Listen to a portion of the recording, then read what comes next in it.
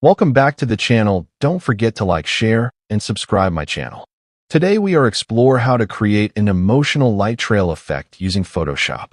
Now I open Photoshop and create a dark canvas because light only feels powerful when it comes out of darkness. I place my main subject slightly off center so the movement feels natural, not forced.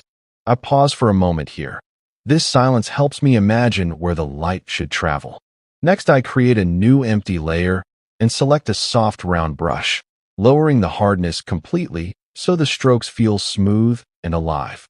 I choose a bright color, something energetic, and slowly draw curved lines around the subject, not rushing at all. I stretch the word flow in my mind because light must move, not